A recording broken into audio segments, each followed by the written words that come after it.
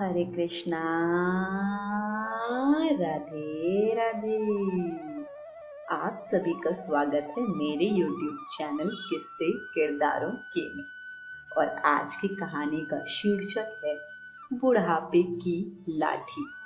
तो आइए इस कहानी को शुरू करते हैं। रामलाल जी 75 वर्ष की आयु के हो चुके थे।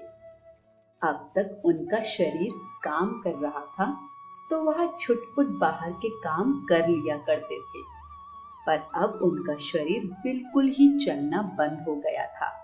अतः वह घर पर ही रहा करते थे। रामलाल जी के कमरे से लगातार खांसने की आवाज आ रही थी। बाहर से बेटे व बहू दोनों आपस में धीरे धीरे बातचीत कर रहे थे। बहू अलका, क्या करें, पिताजी तो दिन भर खांसते ही रहते हैं। सारा काम करके बैठती हूँ, उसके बाद उनकी सेवा में लगे रहो। तुम कोई वृद्ध आश्रम क्यों नहीं छोड़ आते? मेरी सहेली विभा ने भी अपने ससुर को वृद्धा आश्रम भेज दिया। तब से वह दोनों बहुत सुखी हो गए।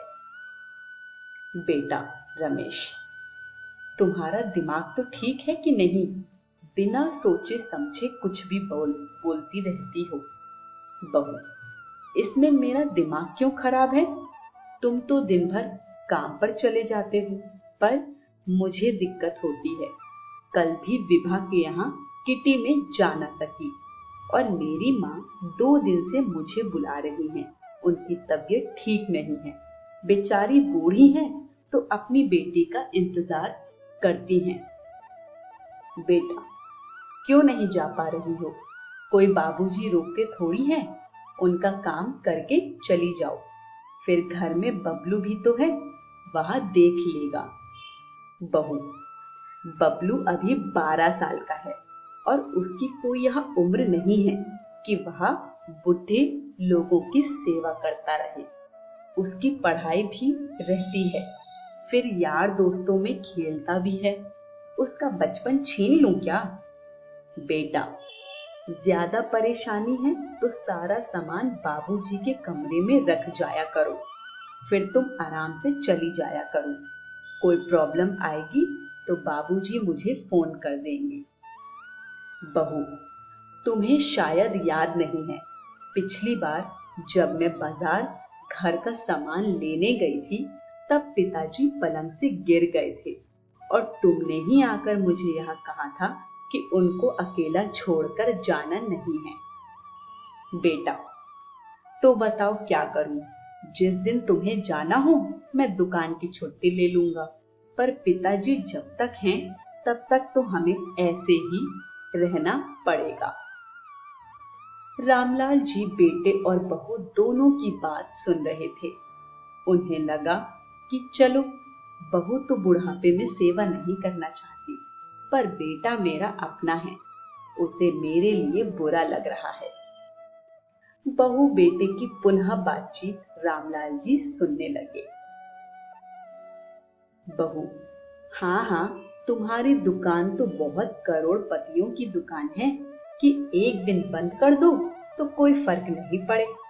एक दिन दुकान बंद करने का मतलब है 1000 रुपए की कमाई जाना। इसका तो एक ही उपाय है कि बाबूजी को वृद्ध आश्रम भेज दो। मैं भी विभा की तरह स्वतंत्र होकर जी लूंगी। बेटा अलका, तुम बिल्कुल समझदार नहीं हो। बाबूजी और विभा के ससुर में कोई तो अंतर है।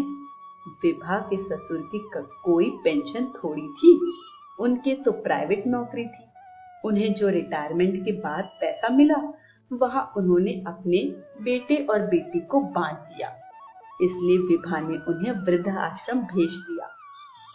रमेश थोड़ा ठहर कर अपनी पत्नी अलका से कहता है, अलका, मेरे पिताजी की तो पेंशन से हमारा घर चलता है।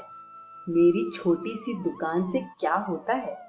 उससे जो कमाई होती है वह तो सारी बबलू के भविष्य के लिए रख रखे हैं। बबलू जब कॉलेज जाएगा तब उसके लिए भारी भरकम डोनेशन देना होगा, तब जाकर कॉलेज में एडमिशन लेगा। अब जब तक पिताजी हैं थोड़ा निभा लो। अगर हम पिताजी को वृद्ध आश्रम छोड़ आए तो बैंक वाले हमें पेंशन नहीं देंगे। हम यही सोचकर पिताजी की थोड़ी सेवा कर लेते हैं कि उनकी सेवा के बदले हमें उनकी पेंशन घर के लिए मिल रही है। पिताजी अंदर बैठे सब सुन रहे थे। उनके दिल को गहरा धक्का लगा। वह सोच रहे थे कि उनका बेटा उनके लिए बहू से लड़ाई कर रहा है, पर वह तो बहू से भी बड़ा स्वार्थी निकला। उसे पिता से ज्यादा उनकी पेंशन प्यारी है। वह उनकी जो देखभाल कर रहा है वह पेंशन के कारण कर रहा है। उन्हें समझ आ गया कि असली में बुढ़ापे की लाठी बेटा नहीं, उनकी नौकरी के बाद जो पेंशन या अपने हाथ के पैसे हैं, बस यही है। आज का यही सच है। आज की कहानी यही समाप्त होती है। कहानी पसंद आई हो तो कमेंट बॉक्स में हमें अपना फीडबैक जरूर दीजिएगा। वीडियो को लाइक शेयर करें और चैनल को सब्सक्राइब करें। सभी को हरे कृष्ण, राधे राधे।